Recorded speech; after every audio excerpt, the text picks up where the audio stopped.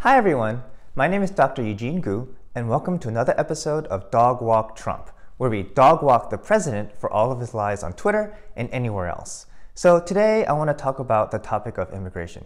It's a pretty important one that has been covered in the news 24/7, and President Donald Trump has been basically fear-mongering the American people and telling us that we need this racist, rusty scrap metal fence at our southern border that he promised Mexico would pay for, which would serve no other purpose than to keep out tumbleweed.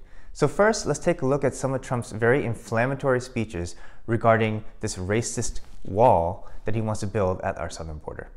Sex traffickers, these are the worst human beings on earth, exploit our porous border to sell young girls and women into modern-day slavery. You wouldn't even know that. Nobody knows that. And by the way, do you think they come in through the ports of entry? I listen to the Democrats. Let me be nice. Just say the Democrats. I won't be specific. And they say, oh, everything comes through the port. They don't do that. They drive out where there's no barrier, no wall. They make a left. Congratulations, you're in the United States. That's all. If you have 3 women tied up in the back seat of a car, you're not going through, folks, a port of entry where they do look in the back seat, at least, right? So this speech, which is an excerpt from a rally that Trump held in El Paso, Texas, is exactly the type of language you would expect from a fear-mongering demagogue. Trump uses very hateful, inflammatory words to describe immigrants as rapists, criminals, sex traffickers, and at certain points during his time on Twitter, Trump has even called undocumented immigrants an infestation. That's the same type of language that Leon Mugesera kind of promoted against the Tutsis during the Rwandan genocide that led to the massacre of thousands of people. So this is very irresponsible language. And furthermore, Trump is completely disconnected from reality. When he talks about women being tied up in the back of the vehicles, there's no evidence for that other than him watching this movie by Benicio del Toro called Sicario 2.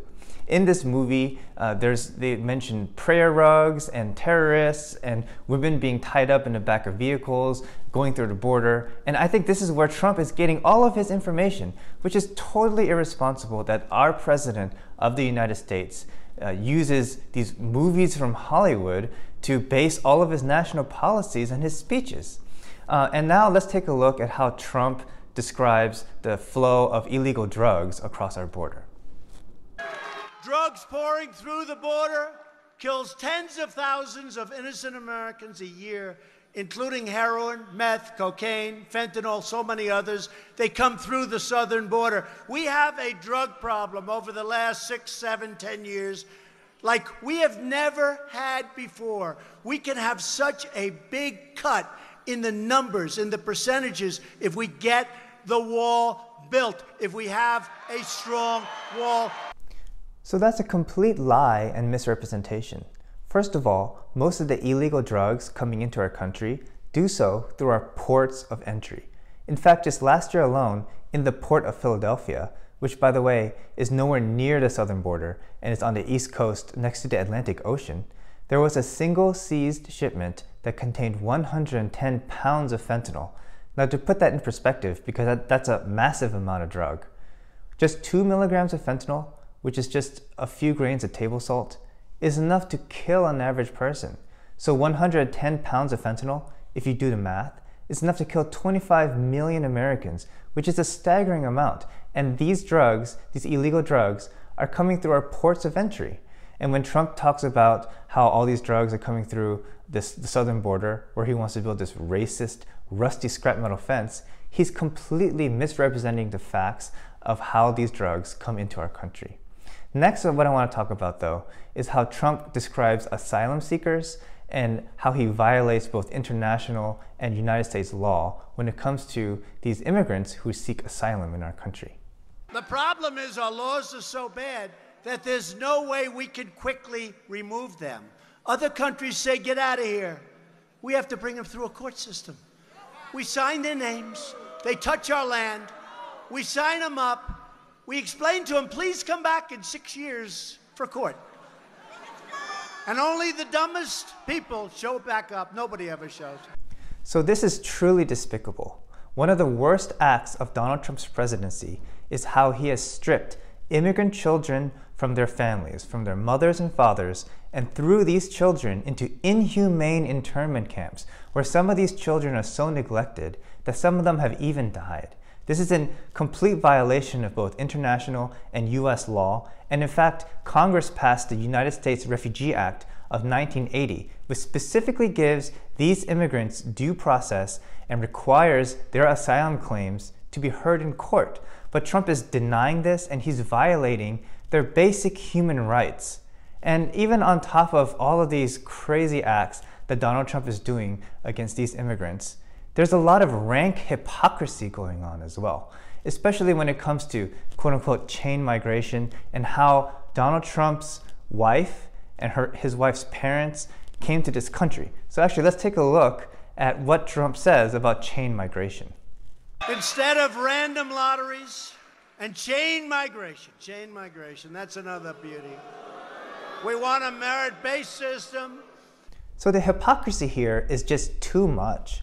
When Trump talks about chain migration, he neglects the fact that his wife Melania's parents came here because of chain migration. In fact, Melania's parents, Victor and Amalia, came here on what is most likely an IR-5 visa, a chain migration visa that Trump seeks to eliminate. Yet his own wife benefited from this. And speaking of his wife, how did she come to this country? It's been reported that when she was here on a tourist visa, she probably worked illegally in violation of US immigration law.